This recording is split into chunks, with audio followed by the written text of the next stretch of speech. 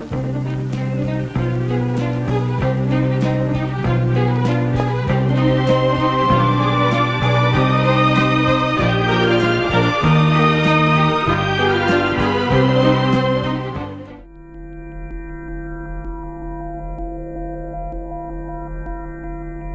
fut en aéroplane, assis sur le cylindre à essence, le ventre chauffé par la tête de l'aviateur, que je sentis tout à coup l'inanité ridicule de la vieille syntaxe héritée de Homère. Besoin furieux de délivrer les mots en les tirant du cachot de la période latine. Elle a naturellement, comme tout imbécile, une tête prévoyante, un ventre, 2 jambes et 2 pieds plats, mais n'aura jamais 2 ailes, de quoi marcher, courir quelques instants et s'arrêter presque aussitôt en soufflant. Voilà ce que m'a dit l'hélice tourbillonnante tandis que je filais à 200 mètres sur les puissantes cheminées milanaises. Et l'hélice ajouta « Il faut détruire la syntaxe en disposant les substantifs au hasard de leur naissance. Il faut employer le verbe à l'infini pour qu'il s'adapte élastiquement au substantif et ne le soumette pas au moi de l'écrivain, qui observe ou imagine. Le verbe à l'infini peut seul donner le sens du contenu de la vie et l'élasticité de l'intuition qu'il aperçoit. Il faut abolir l'adjectif pour que le substantif nu garde sa couleur essentielle. L'adjectif portant en lui un principe de nuance est incompatible avec notre vision dynamique puisqu'il suppose un arrêt, une méditation. Il faut abolir l'adverbe, vieil agrafe qui tient attachés les mots ensemble. L'adverbe conserve à la phrase une fastidieuse unité de ton. Chaque substantif doit avoir son double, c'est-à-dire le substantif doit être suivi, sans locution conjonctive, du substantif auquel il est lié par analogie. Exemple, homme torpilleur, femme rade, foule ressac, place entonnoir, porte robinet. La vitesse aérienne ayant multiplié notre connaissance du monde, la perception par analogie devient de plus en plus naturelle à l'homme. Il faut donc supprimer les comme, tels que, ainsi que, semblabla, etc. Mieux encore, il faut fondre directement l'objet avec l'image qu'il évoque, en donnant l'image en raccourci par un seul mot essentiel. Plus de ponctuation. Les adjectifs, les adverbes et les locutions conjonctives étant supprimés, la ponctuation s'annule naturellement dans la continuité variée d'un style vivant qui se crée lui-même sans les arrêts absurdes des virgules et des points. Pour accentuer certains mouvements et indiquer leur direction, on emploiera les signes mathématiques, fois, plus, divisé, moins, égal, plus grand, plus petit et les signes musicaux. Les écrivains se sont abandonnés jusqu'ici à l'analogie immédiate. Ils ont comparé par exemple un animal à l'homme ou à un autre animal, ce qui est encore presque de la photographie. Ils ont comparé par exemple un fox terrier à un tout petit pur-sang. D'autres, plus avancés, pourraient comparer ce même fox terrier trépidant à une petite machine morse. Je le compare, moi, à une eau bouillonnante. Il y a là une gradation d'analogie de plus en plus vaste, des rapports de plus en plus profonds, bien que très éloignés. L'analogie n'est que l'amour immense qui rattache les choses distantes, apparemment différentes et hostiles. C'est moyennant des analogies très vastes que ce style orchestral, à la fois polychrome, polyphonique et polymorphe, peut embrasser la vie de la matière. Quand, dans ma bataille de Tripoli, j'ai comparé une tranchée hérissée de baïonnettes à un orchestre, une mitrailleuse à une femme fatale, j'ai introduit intuitivement une grande partie de l'univers dans un court épisode de bataille africaine. Les images ne sont pas des fleurs à choisir et à cueillir avec parcimonie, comme le disait Voltaire. Elles constituent le sang même de la poésie. La poésie doit être une suite ininterrompue d'images neuves, sans quoi elle n'est qu'anémie et chlorose.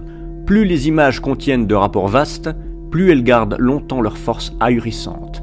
Il faut ménager, dit-on, la stupeur du lecteur. Ah bah, soucions-nous plutôt de la fatale corrosion du temps qui détruit non seulement la valeur expressive d'un chef-d'œuvre, mais aussi sa force ahurissante. Nos oreilles, trop de fois enthousiastes, n'ont-elles pas tué Beethoven et Wagner? Il faut donc abolir dans la langue ce qu'elle contient d'images clichés, de métaphores décolorées, c'est-à-dire presque tout. Il n'y a pas de catégorie d'images, noble ou grossière, élégante ou basse, excentrique ou naturelle.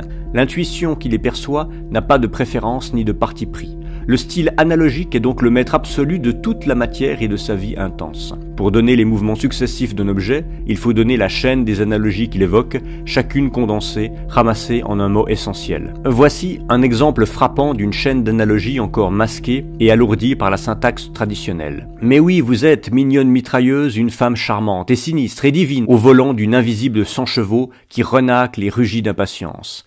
Et vous allez bientôt bondir dans le circuit de la mort, vers le panache écrabouillant ou la victoire. En voulez-vous des madrigaux pleins de grâce et de couleurs? À votre choix, madame.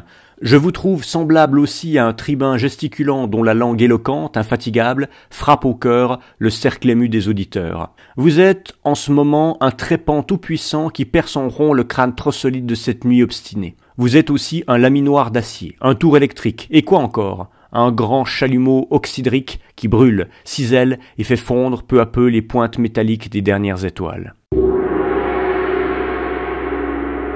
Dans certains cas, il faudra enchaîner les images deux à deux, à la manière des boulets ramés qui peuvent trancher dans leur vol un bouquet d'arbres. Pour envelopper et saisir tout ce qu'il y a de plus fuyant et insaisissable dans la matière, il faut former des filets serrés d'images ou analogies qu'on lancera dans la mer mystérieuse des phénomènes. Sauf la forme traditionnelle, cette phrase de mon Mafarka le futuriste est un filet serré d'images. Toute l'âcre douceur de sa jeunesse montait de sa gorge comme de la cour des écoles montent les cris des enfants vers leurs vieux maîtres penchés au parapet des terrasses d'où l'on voit fuir les bateaux sur la mer. Voilà 3 filets serrés d'images. Autour des puits de la Boumeliana, sous les oliviers touffus, 3 chameaux, confortablement couchés dans le sable, se gargarisaient de joie comme de vieilles gargouilles, en mêlant leur crachotement au teuf-teuf de la pompe à vapeur qui abreuve la ville. Stridence et dissonance futuristes dans l'orchestre profond des tranchées aux pertuis sinueux et aux caves sonores, parmi le va-et-vient des baïonnettes, archet de violon que la baguette rouge du couchant directeur enflamme d'enthousiasme. C'est lui qui, d'un geste vaste,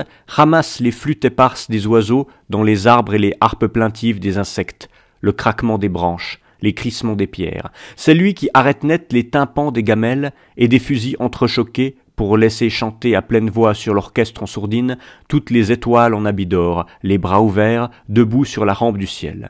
Et voilà une dame au spectacle, en grand décolleté. Le désert étale en effet sa gorge vaste aux 1000 courbes liquéfiées, toutes vernies de fards roses, sous les pierreries croulantes de la nuit prodigue.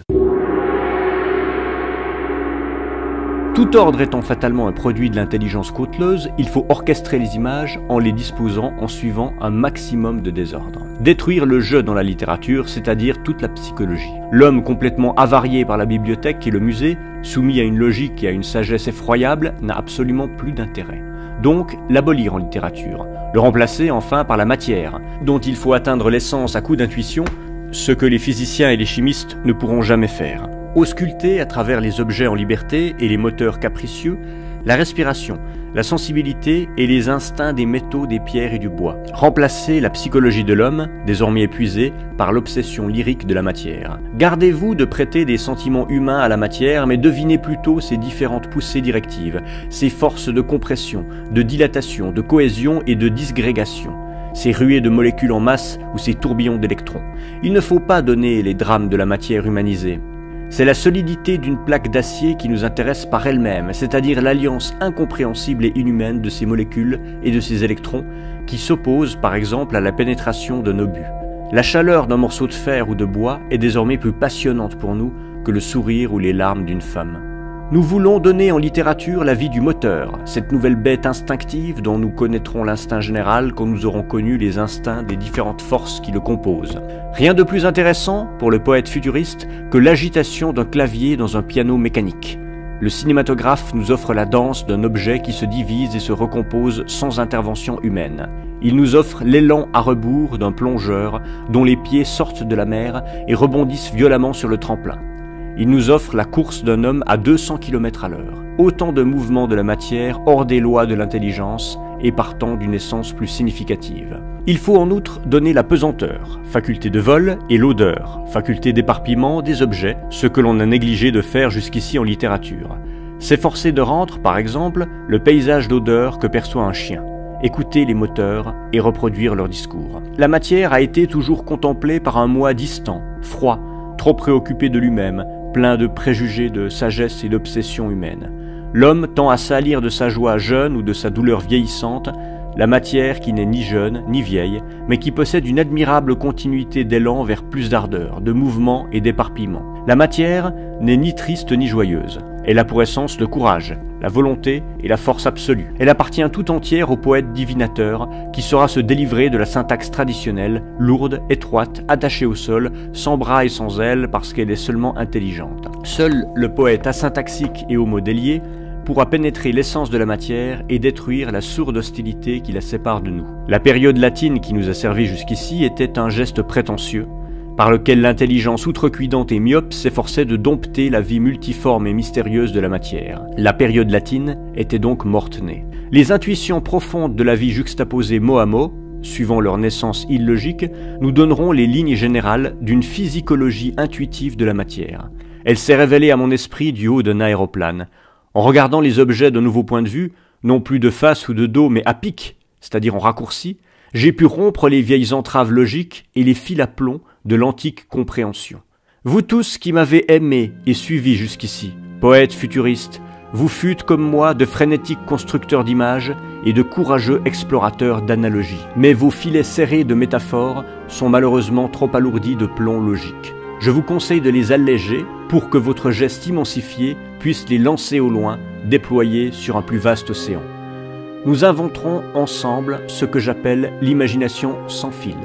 Nous parviendrons un jour à un art encore plus essentiel quand nous oserons supprimer tous les premiers termes de nos analogies pour ne donner que la suite ininterrompue des seconds termes. Il faudra pour cela renoncer à être compris. Être compris n'est pas nécessaire.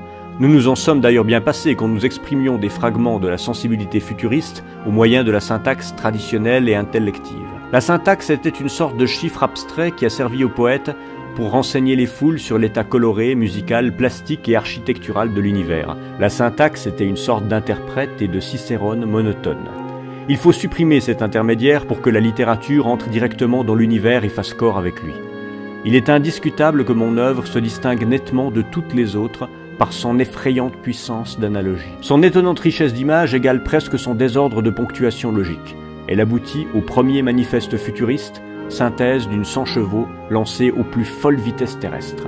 À quoi bon se servir encore de 4 roues exaspérées qui s'ennuient du moment qu'on peut se détacher du sol?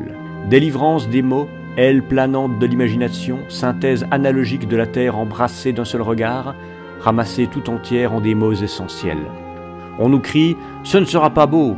Nous n'aurons plus la symphonie verbale aux balancements harmonieux et aux cadences apaisantes. Bien entendu, et quelle chance!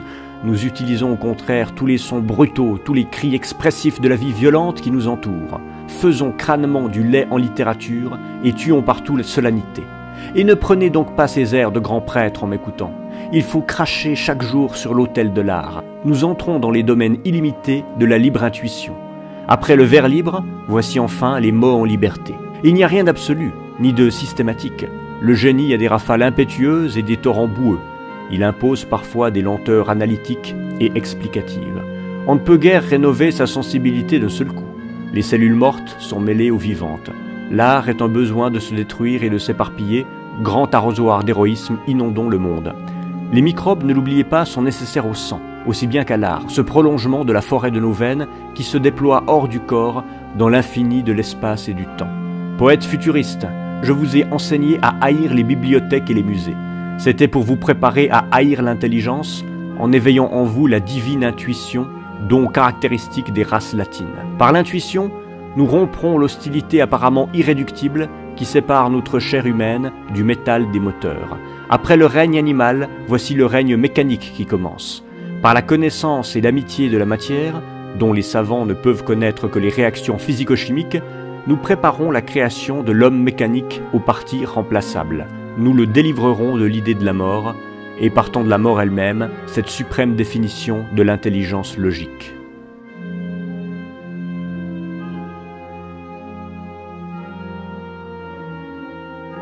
Cette lecture était extraite du texte Manifeste technique de la littérature futuriste de Marinetti, publié la première fois le 11 mai 1912.